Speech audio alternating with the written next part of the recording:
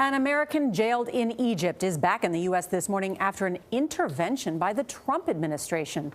30-year-old aid worker Aya Hijazi was held in an Egyptian prison for nearly 3 years on charges of assault, torture, and trafficking.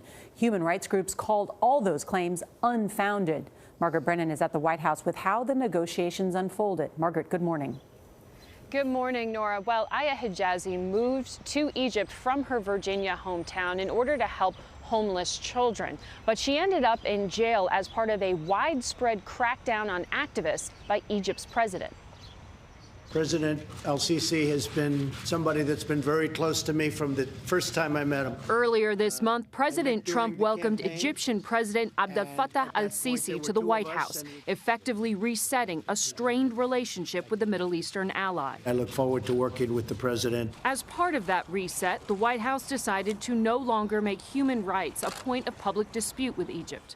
But behind the scenes, pressed for the release of American aid worker Aya Hijazi. How can somebody so pure, so innocent, trying to help, end up in jail for 3 years? Basil Hijazi is Aya's brother. We spoke with him prior to her release. There has been a crackdown on a lot of civil society groups. Is that in any way related to what happened to your sister? There are numbers that say 40,000 people have been arrested. Why Aya and why this NGO, we still don't know, but the general atmosphere of Egypt allowed that to happen.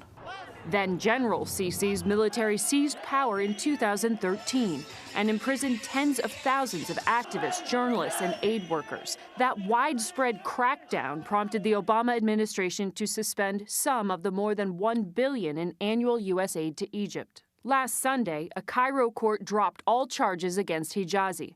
Also released was Hijazi's husband, Egyptian national Mohammed Hassanein. There is no reason for anybody not to want her to be free because Aya is a humanitarian and she did nothing but good.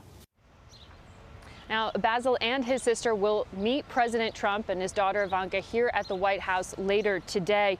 Their lawyer sent a statement to CBS News saying that he is thankful for the help from President Trump, but also many lawmakers who've intervened over the years. And Nora, what's interesting here is that President Sisi long claimed that his hands were tied on this case and it was up to Egypt's courts. And this morning, Defense Secretary Mattis is emphasizing this was ultimately the court's decision, not a negotiated release, but it was up to the courts to free her. Really interesting, Margaret. Thank you so much.